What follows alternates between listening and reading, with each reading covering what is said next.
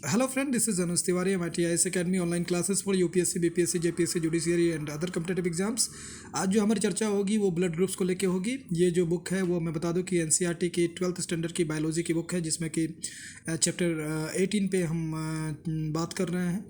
और जैसा कि मैं बता दूं कि ब्लड ग्रुप्स के बारे में सबसे पहले कि ब्लड ग्रुप्स की क्या है इसके बारे में आप जानेंगे। दूसरी चीज़ की ब्लड ग्रुप्स के इम्पोर्टेंस क्या है उस पर हम बात करेंगे। और फिर हम बात करेंगे कि जो ब्लड ग्रुप्स किन किन पर्टिकुलर इंडिविजुअली ब्लड के ग्रुप्स के जो व्यक्ति हैं दूसरे को किस ग्रुप के व्यक्ति से वो ले सकते हैं, किसे दे सकते हैं, इस पे भी बातचीत करेंगे।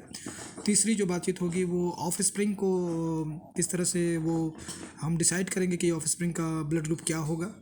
और कुल मिला जुला की यदि बात करें तो ये ब्लड ट्रांसफ्यूजन्स पे बातचीत होगी हमारी। लेकिन सबसे पहले मैं बता दूं कि ब्लड ग्रुप्स है क्या। ब्लड एक्चुअली में ये कनेक्टिव टिश्यू होता है, जिसमें कि मैं बता दूं कि इसके एक्चुअली द ब्लड के अंदर में को हम उसके कंपोजिशन के बेसिस पे दो पार्ट में डिवाइड करते हैं, जिसमें कि ब्लड प्लाज्मा बोलते हैं और सेकंड को यदि बोले तो ब्लड सेल्स बोलते हैं। और ब्लड प्लाज्मा के अंदर में आके देखें तो उसमें भी हम उसके डिवीजन करते हैं, जिसमें कि आप देखेंगे कि इनऑर्गेनिक कंपाउंड्स के साथ ही साथ जिसमें कि आप देखेंगे कि पोटेशियम, मैग्नीशियम, आयरन, कैल्शियम, इन सारी चीज़ों का और सोडियम कार्बोनेट वगैरह होता है, जिसमें कि या सोडियम क्लोराइड वगैरह आप देख सकते हैं। तो ये मिनरल्स और इनऑर्गेनिक कंपाउंड्स के अलावा न्यूट्रिएंट्स जो होता है ब्लड प्लाज्मा के अंदर में, या फिर प्लाज्मा प्रोटीन देख सकते हैं। प्लाज्मा प्रोटीन के अंदर में भी एल्बुमिन, ग्लोबुमिन, एंटीबॉडी एक्सेट्रा इसमें पाए जाते हैं। लेकिन हमारी जो ब्लड ग्रुप्स पे चर्चा है, इसलिए मैं बता दूं कि हम बात करेंगे ब्लड सेल्स के बारे में। इसमें भी टोटल कंपोजिशन का 55% ब्लड प्लाज्मा होता है, 45% आप ब्लड सेल्स देखेंगे। तो ब्लड सेल्स में ही आरबीसी, डब्ल्यूबीसी या आप बात करेंगे तो प्लेटलेट्स होता है। आरबीसी को ही हम लोग एरिथ्रोसाइट्स कहते हैं, जबकि डब्ल्यूबीसी को ल्यूकोसाइट्स कहते हैं, जब यहाँ की थ्रोम्बोसाइट्स प्लेटलेट्स को कहा जाता है। अब लेकिन चूँकि जैसे मैंने बोला कि ब्लड ग्रुप डिसाइड करने के लिए ये इंपॉर्टेंट है कि हम आरबीसी पे बात करें, एरिथ्रोसाइट्स पे बात करें। उसके पहले थोड़ी सी और मैं ये बता दूं कि ब्लड ग्रुप के इंपॉर्टेंस के बारे में फिर हम डिसाइड करेंगे। ब्लड ग्रुप के दो इंपॉर्टेंस है, एक तो ब्लड ट्रांसफ्यूजन्स के लिए कि आप किससे ब्लड दे सकते हैं, किससे ले सकते हैं। सेकंड जो इंपॉर्टेंट है कि अपने ऑफस्प्रिंग के ब्लड ग्रुप को कैसे पेरेंट्स के ब्लड ग्रुप के बेसिस पे आप डिसाइड कर सकते हैं इस पे कि कौन से ब्लड ग्रुप के बच्चे हो सकते हैं, मे और मे नॉट पॉसिबिलिटी पे बात होगी। अब यहाँ से हम शुरू करते हैं अपनी चर्चा को कि जहाँ की आप ये ब्लड ग्रुप कैसे डिसाइड करेंगे। तो मैं बता दूं कि आप जैसे जानते हैं कि आरबीसी के सरफेस पे ही ए और बी और एंटीजन पाए जाते हैं। ये जो एंटीजन जो हैं ये इनके प्रेजेंट और एब्सेंस के बेसिस पे ही हम ब्लड ग्रुप को डिसाइड करते हैं। मानिए कि आरबीसी के सरफेस पे एंटीजन ए अवेलेबल है, तो वैसे कंडीशन में व्यक्ति का जो ब्लड ग्रुप होगा ए होगा, और बी अवेलेबल है तो वैसे कंडीशंस में व्यक्ति का ब्लड ग्रुप बी होगा। और ए और बी दोनों ही एंटीजन अवेलेबल होते हैं तो वैसे कंडीशन में व्यक्ति का ब्लड ग्रुप ए बी होता है।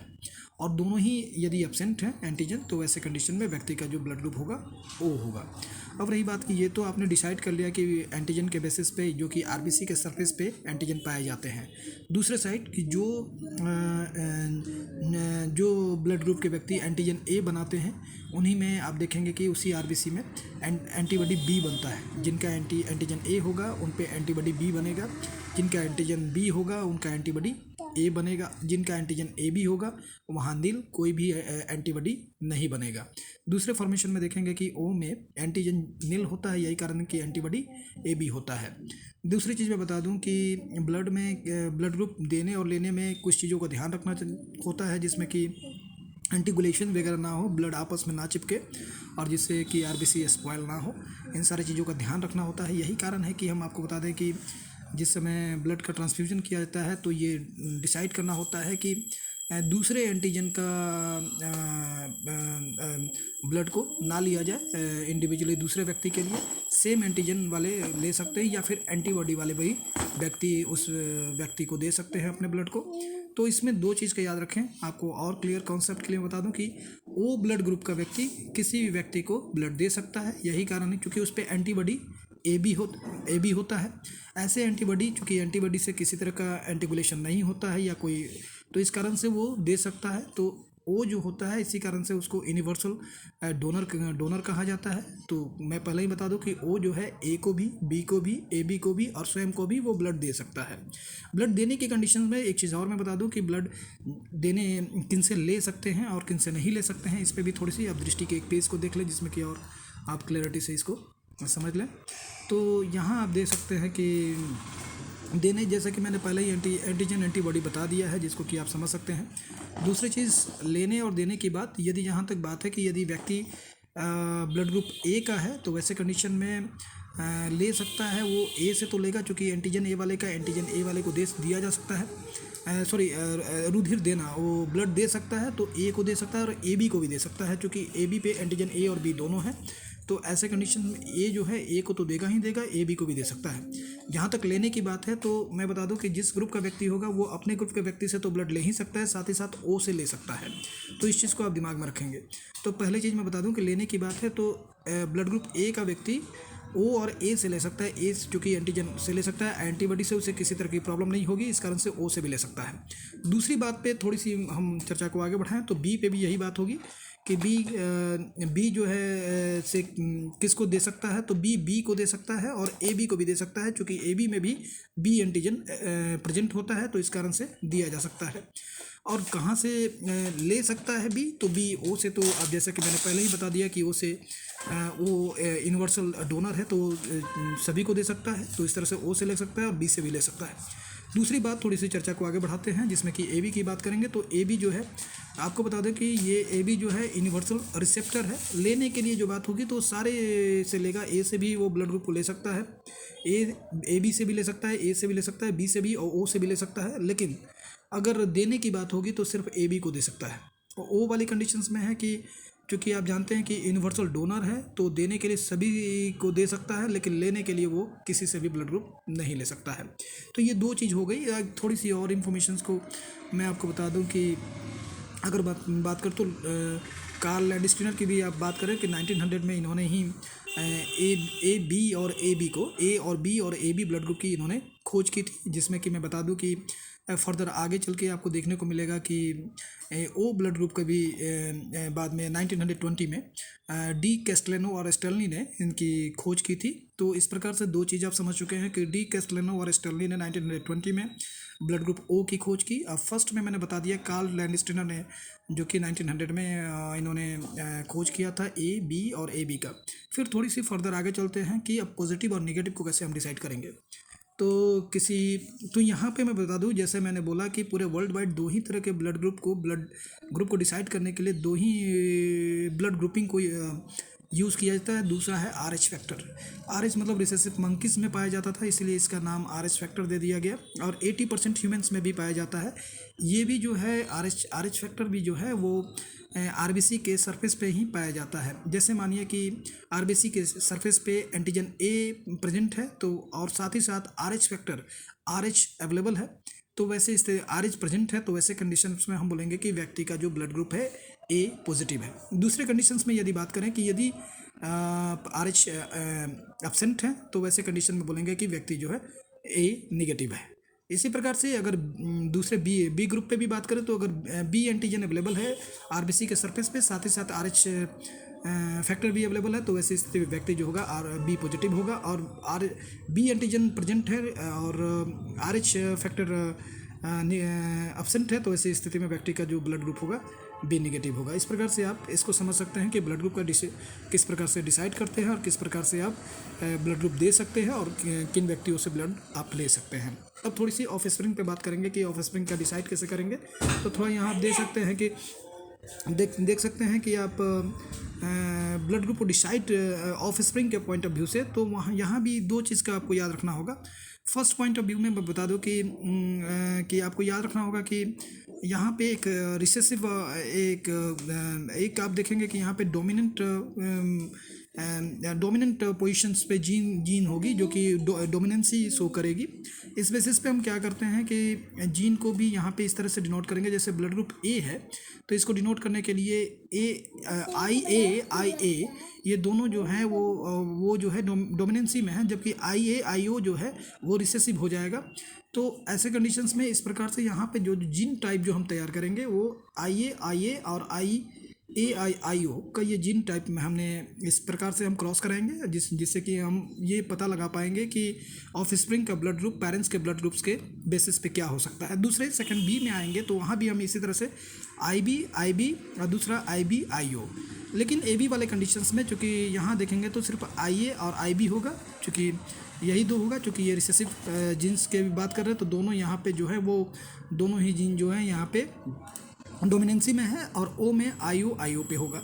तो इस तरह से आप समझ सकते हैं। अब रही बात कि किस ब्लड ग्रुप्स के पेरेंट्स का बच्चों पे क्या होगा, तो इसको एक छोटे से एग्जांपल में आप देख सकते हैं जिसमें कि क्रॉस यहाँ करके दिखाया गया। ये दृष्टि का पेज है। मैं बता दूं कि यहाँ यदि आप देखेंगे कि यदि फादर का ब्लड ग्रुप ए है और मदर का ब्लड ग्रुप ओ है तो वैसी स्थिति में आई ओ मैंने यहाँ पे आप देख सकते हैं इसमें क्रॉस कराया गया। तो इसमें देखेंगे कि फाइनल जो रिजल्ट है आई ओ।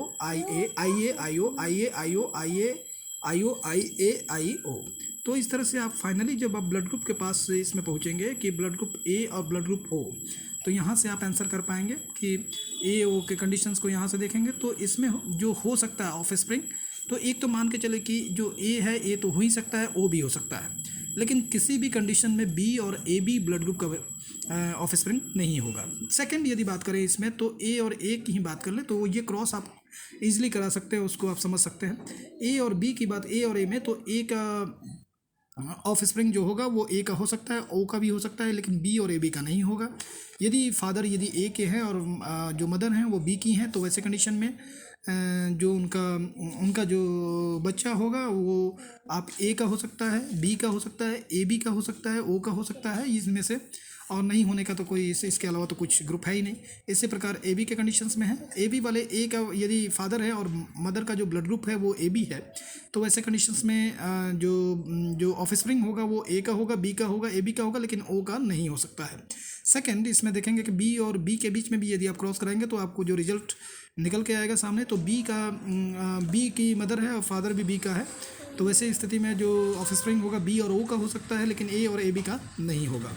इसी तरह से इसके जो टोटल कंडीशंस हैं 8 कंडीशंस हैं जिसको कि आप दे सकते हैं, जिसमें कि बी और ए बी के भी कंडीशंस हैं, जिसमें कि ऑफस्प्रिंग जो मे बी का चांस है ए और बी और ए बी और ओ का नहीं हो सकता है। बी और ओ के बीच में यदि क्रॉस कराया जाए तो उसमें देखेंगे कि बी और ओ का हो सकता है, लेकिन ए और बी का नहीं होगा।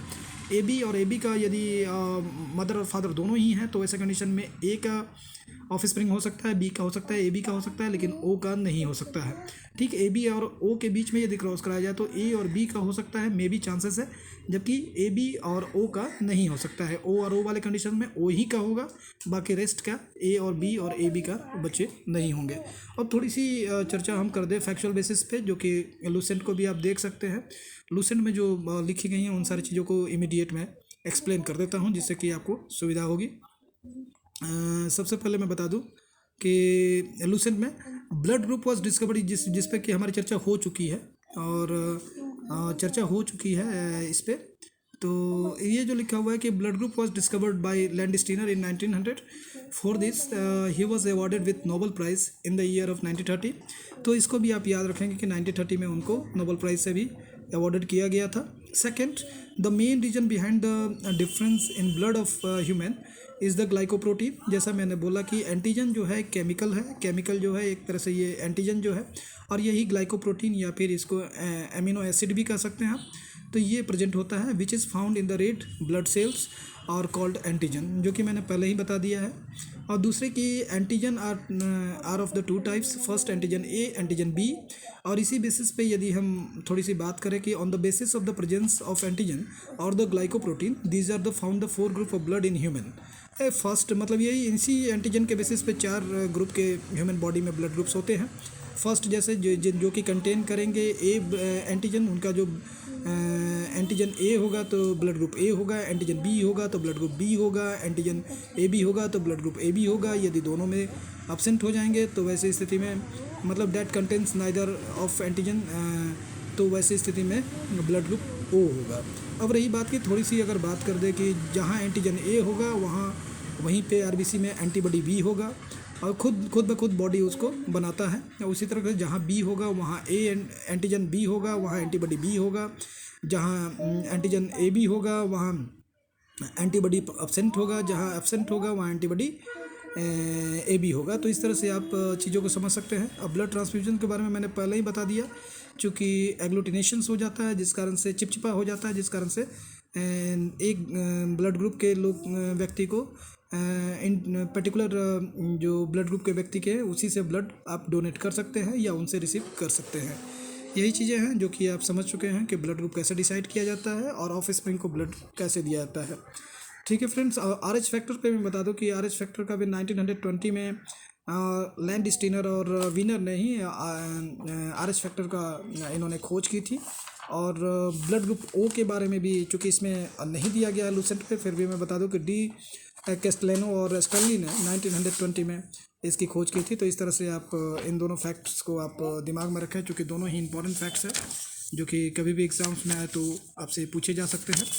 तो यही थोड़ी सी नेक्स्ट जो क्लास होगी उसमें हम लोग कंपोजिशन ऑफ ब्लड पे बातचीत करेंगे कि कंपोजिशन ऑफ ब्लड्स क्या हो सकता है या किस तरह की इस पे बातचीत होगी।